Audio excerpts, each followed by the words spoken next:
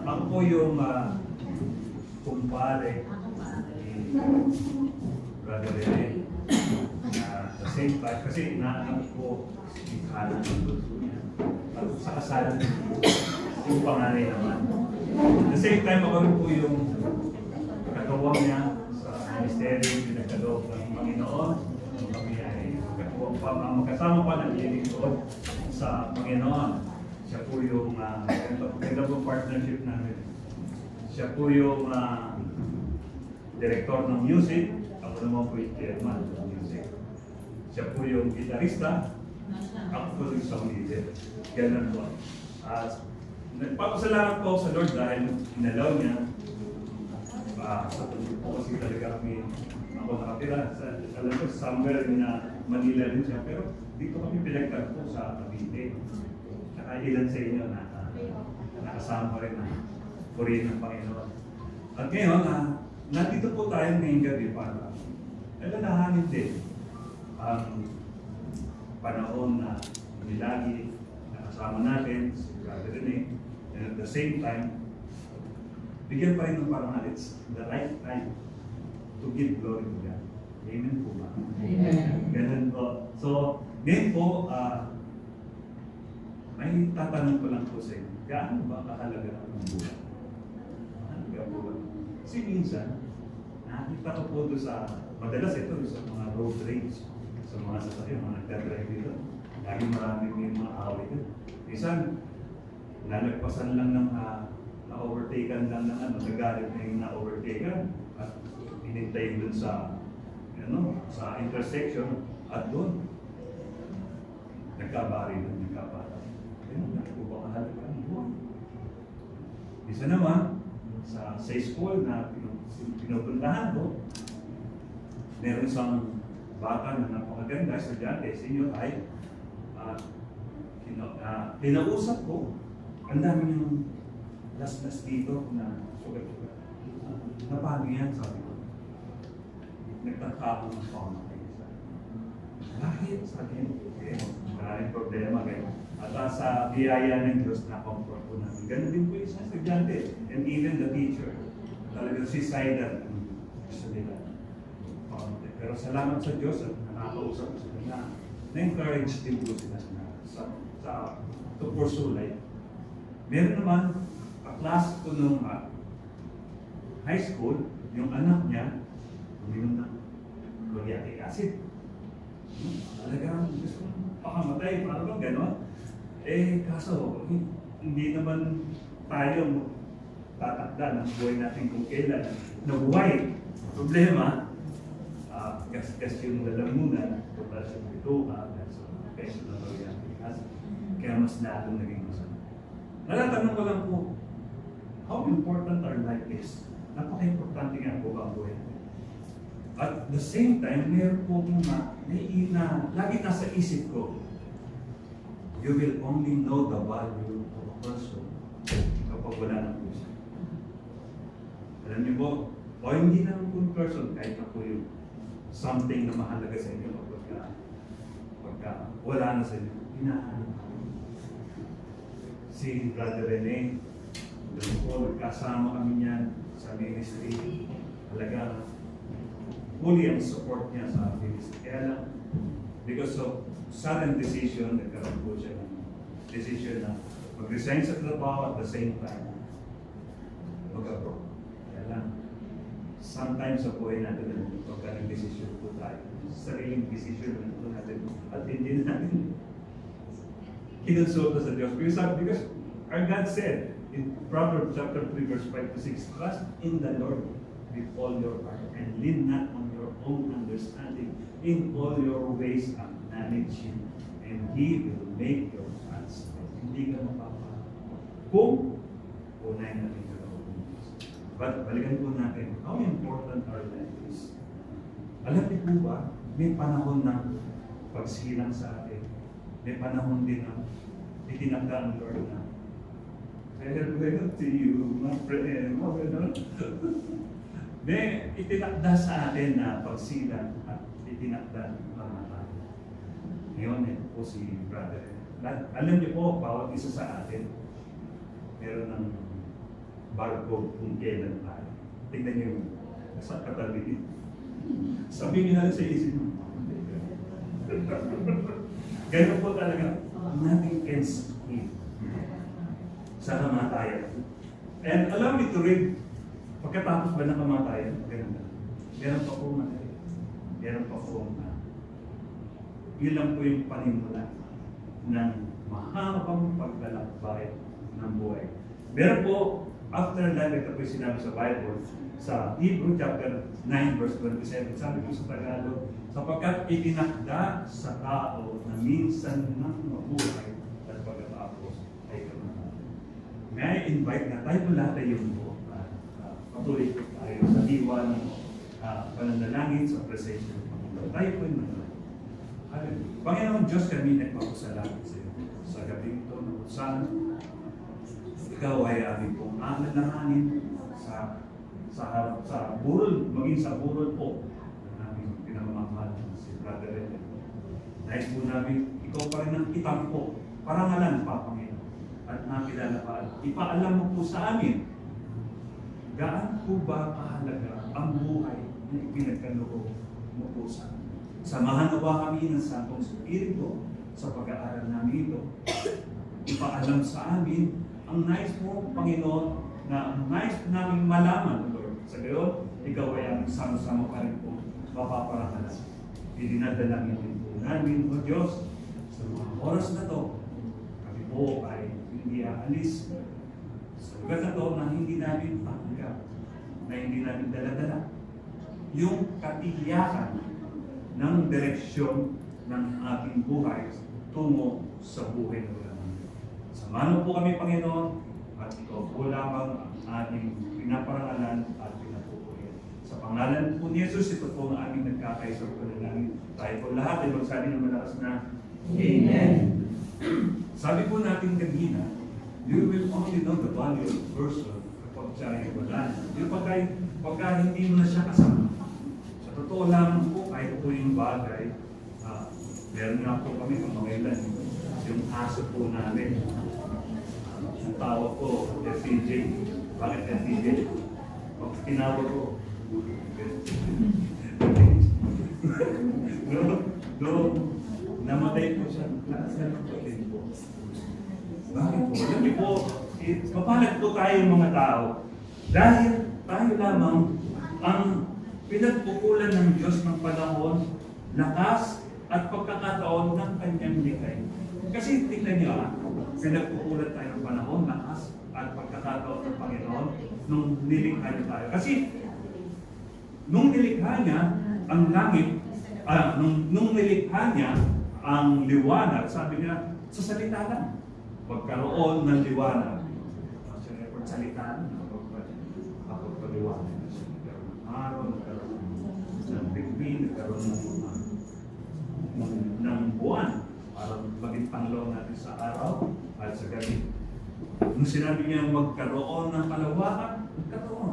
Magkaroon ng mga buhay sa kalupaan, sa karagatan, nagkaroon. Pero nang lilikhain niya yung tao, kumuha siya ng kumuha siya. And at the same time, niluha niya ng gusto. Sabi niya, let us make man in our image. Hindi niyo po uli katabi niyo. Alam niyo, ang kawagis ng Panginoon. Totoo yan.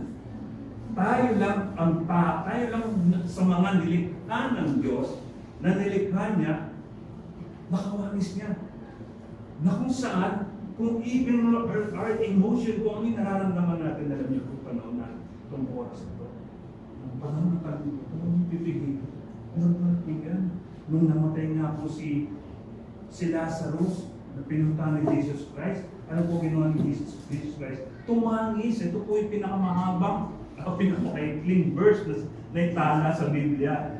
11:35 ng John. Jesus wept. Even Jesus Christ himself wept. Nanangis. Diba, totoo siya, nakikita siya ng mga labag niya. Pag ginawa mo ito, master ko ito, pero ba't hindi? Wala nang tanong na gano'n. It's normal. May emotion tayo. Kaya wala yan nangyari. That's bigyan mo ang nararamdaman natin. Dami namatay ministro. Alam niyo po, bago ako nagpunta rito, kasama ko yung asawa, nagpunta po kami kanina sa Tagasay naman. Dahil yung kuya ni Sasa o yung men ay namatay. Alam niyo po, pinag-stroke. Atake sa puso. Yun po. Kaya po, normal na meron tayong pag nasisiyahan ka, tumawa ka. Magalang ka. Pag nararamdaman mo nararamdaman mo nalulungkot ka, huwag mong pipigil. Gusto mo yan? Iyak ka. Gusto mo sumigaw? Sigaw ka. Dapat na. Pero, ano na po so, ganito po sa atin, mapalag po tayo mga tao. Tayo lang yung pinagkalooban ng Diyos ng panangin. Ibubuong niya tayo. According to His own image. Alam niyo po, kung titignan niyo yung mga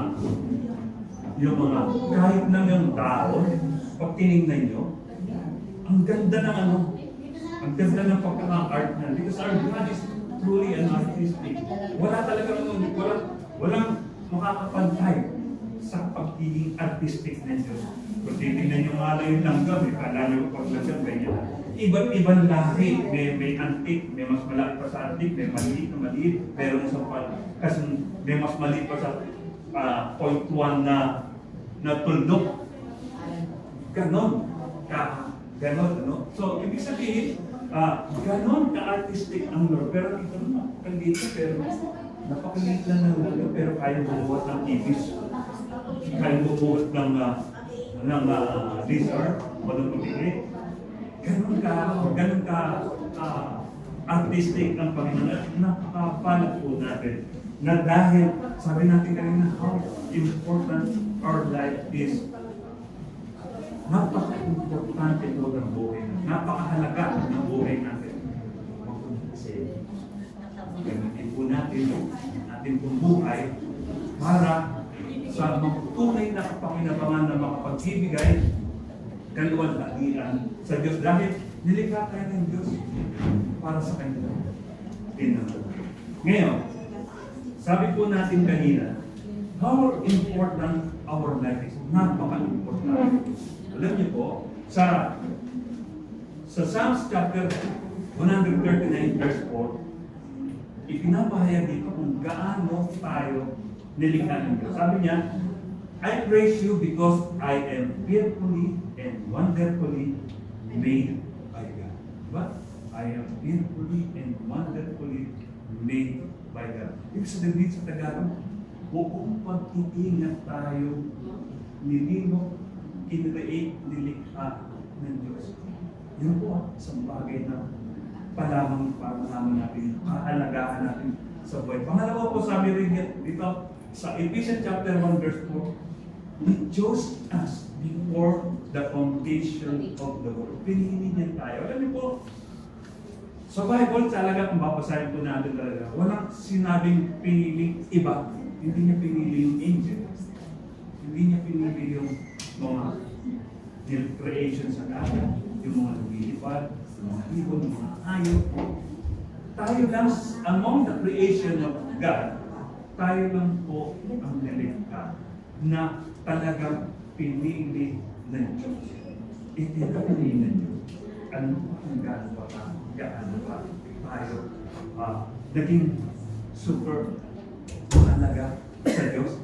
Number 3 po, Jesus died for our sins. Namatay ang Panginoon dahil sa kasalanan natin. Alam niyo po ba tayo nagkasala? Kasi dahil sa yung unang tao na nilikha niya si Adan at si Eva, binilinan lang ng Lord, pwede mo kainin lahat ng mga bunga ng punong kahoy o ng alamanan sa paraiso. Huwag lamang ang punong kahoy na nagbibigay ng kaalaman tungkol sa mabuti at masama dahil pag kinain niyo yun, mamamatay. Merong subali, may paalala at merong paalala na ikamamatayin niyo kapag ginawa niyo. Alam niyo po ginawa ng tao? Ang daming pwedeng kainin doon. Talagang unli. Talagang unli. One to sawa, pwede mong kainin. Pero bakit yung kahit sa isang binilid ng Diyos na huwag kakainin, kinain pa rin. At siya yung unang Sharon Cuneta. Nagbalot. Binalot niya, nagbalot siya para kay Adan, ibigay kay Adan. Silang dalawa ngayon ay naging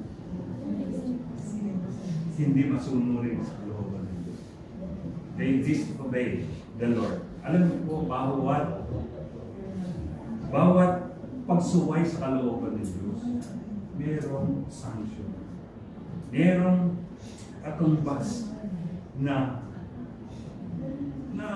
penalty o yung parusa, masabi natin, bawat disobedience. Kasi alam nyo, ang Diyos natin is makatalo ng Diyos eh. Kaya nga po sabi natin kanina, it is appointed for men to die once, and after this, the judgment. Bakit? Kasi po yung tao may free will. Bakit yung free will? Kasi po, kinreate tayo, tulad na nasabi natin kanina, according to His likeness, and our God has His own free will. Kaya tayo may free will ito. At nais ng Diyos, ang free will natin ay gamitin natin according to His will. Di ba sabi niya sa ano? Di ba sabi niya sa the Lord's Prayer, Thy will be done on earth as it is in heaven. Mangyari yung kalooban dito sa langit lupa para nang sa langit. So, ibig sabihin, dapat yung i-align natin yung free will natin sa free will ng God. Kaya kung anong gusto ng Diyos, dapat yung sinusunod. Akalain natin, ang daming pwede, tulad na sabi ko, ang daming pwedeng kaligin doon. Pero pinili pa rin yung ipinagbabawal. Ano po nangyari na karoon po tayo ng Corinthians?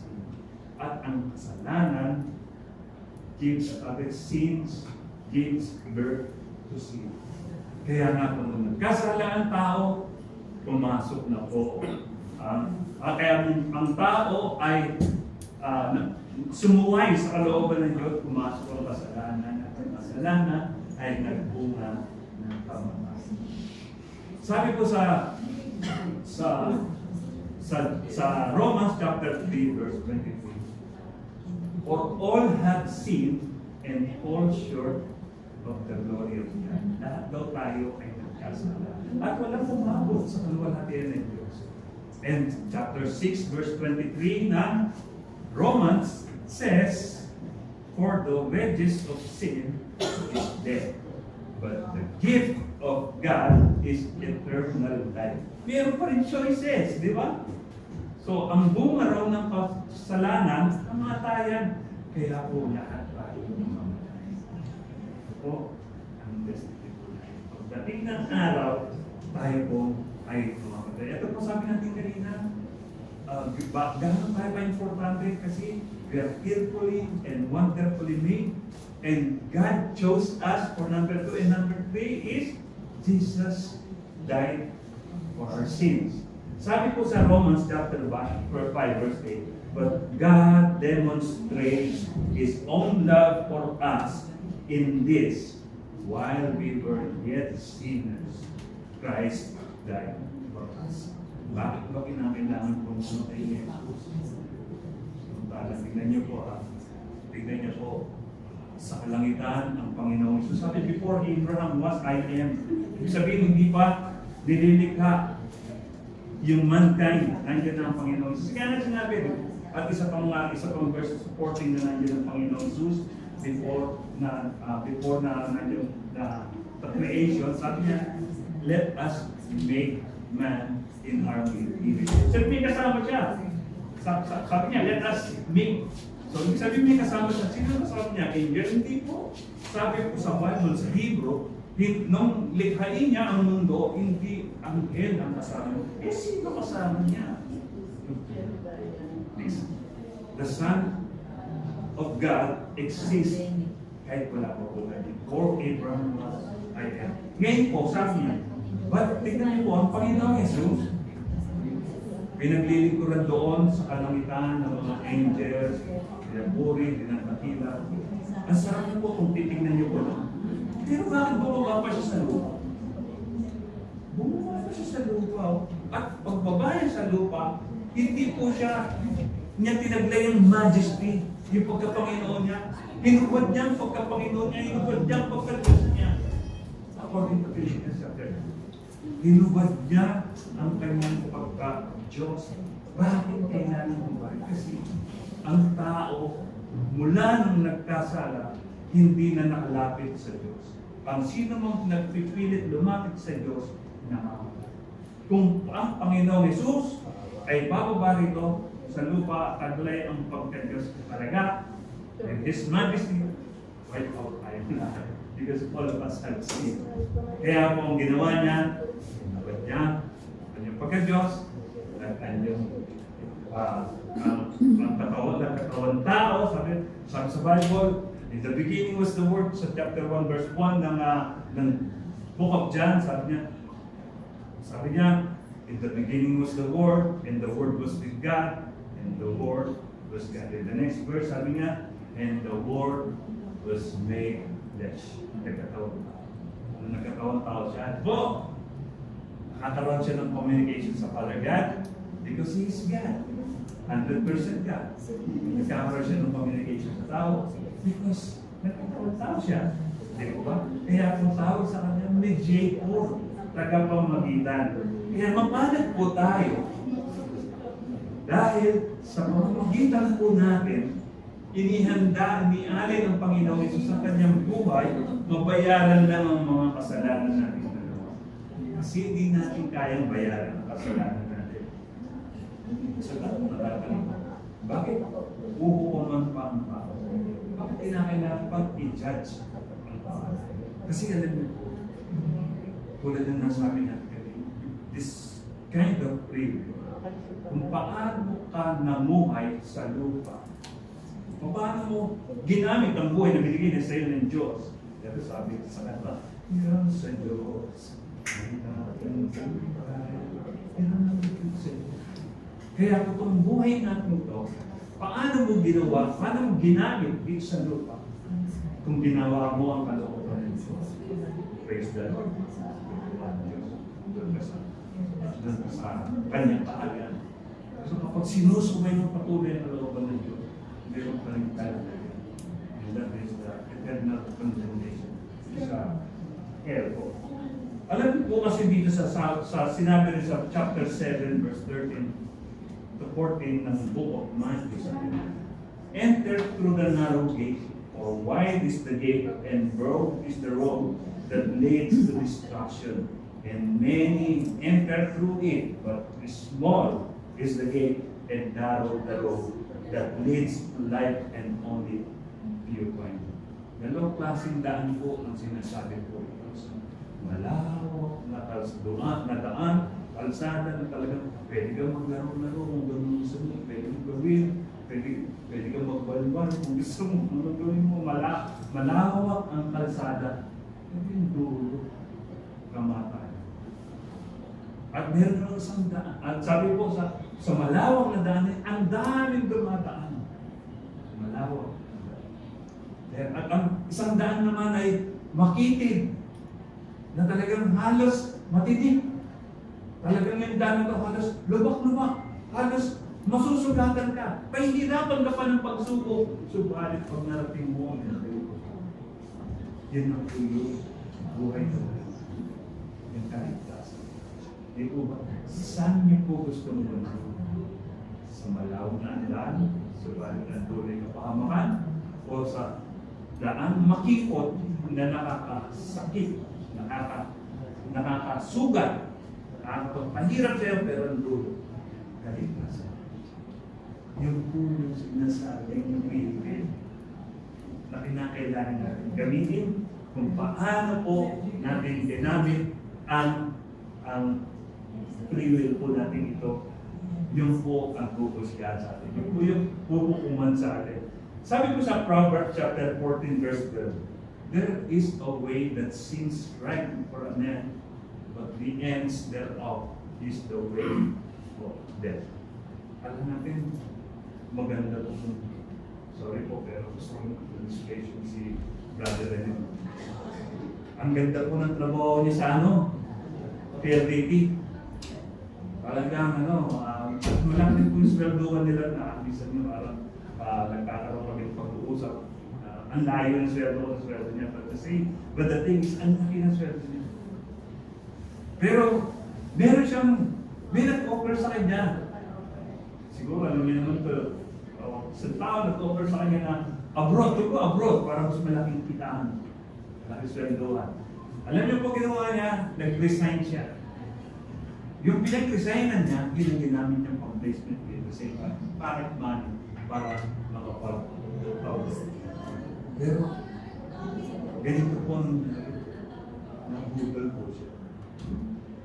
So, kunyari, pagkabudol sa kanya, hindi lang siya natin, pati po yung pag-ganyan.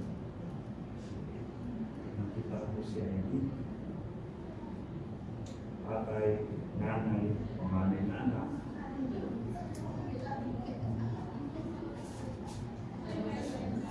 There is a way that seems right. Parang ano yung dulo pala? Parang now, how do we distinguish which is the right way na tinatahak natin? Tama na ba ito? Tinatahak. O baka naman iba pang tao yung tao. At tama ba yung desisyon na ginawa? O baka naman itong desisyon ko, tandaan po na sa desisyon po natin nakasalan, hindi lamang po ito kasama natin, hindi lamang po yung bagay na makakamit natin, kundi yung even yung mga tao nakasurrounds po sa atin. Kaya masabi ng Lord, trust in the Lord with all your heart. With all your heart, and lean not on your own understanding. Upang hindi ka mapahama, upang hindi ka malagay sa tukso, sa hirap, kundi malagay ka sa tamang daan, tamang landas tungo sa kalooban ng Diyos. Kaya, sa ating pong paglalakbay, buhay natin sa journey, patuloy tayong lalakbay sa buhay natin. At ngayon, lahat ng ginagawa po natin, lahat po ng nangyayari sa atin ngayon, yan po ay epekto ng kung ano ang ginawa natin previously.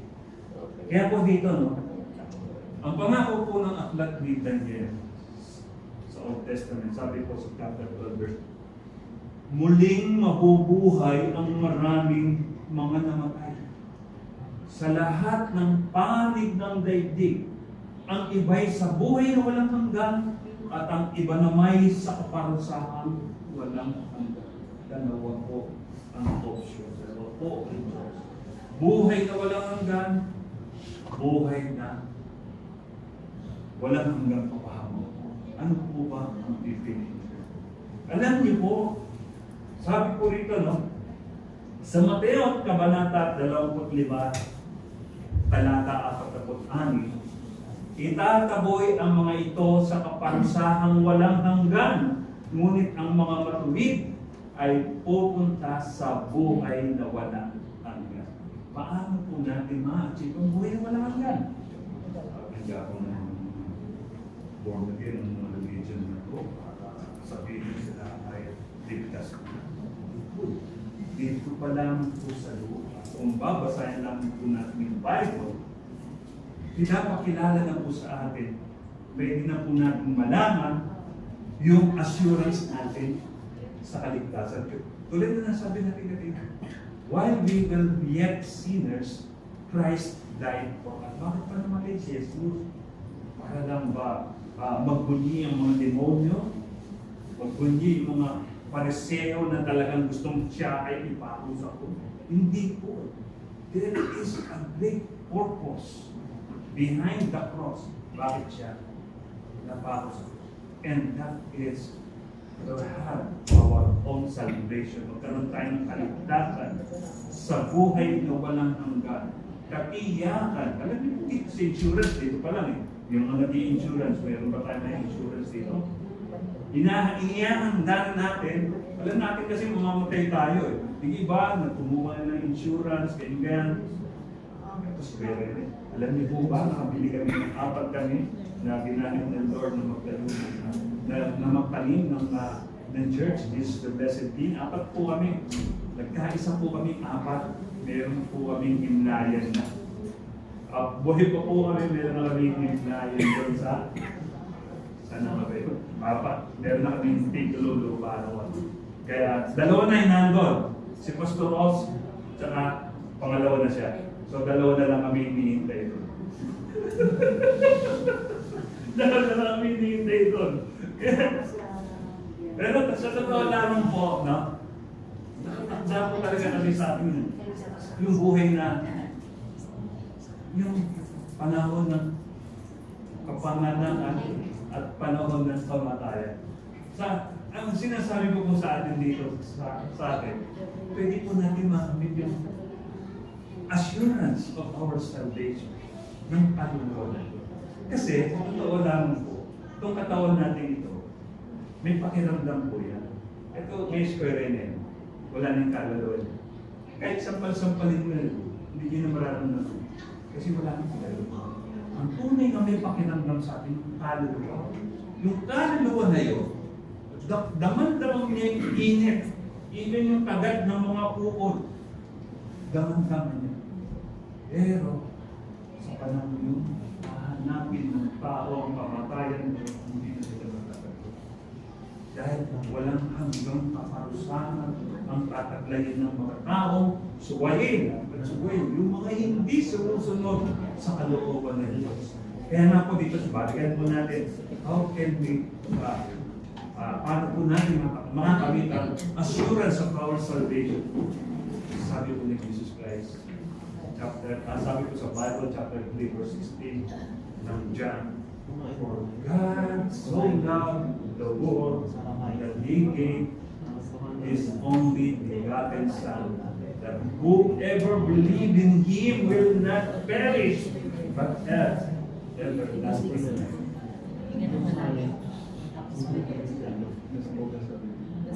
Ang pangako po rito, sapagkat ang pagmamahal ng Diyos sa atin is indescribable.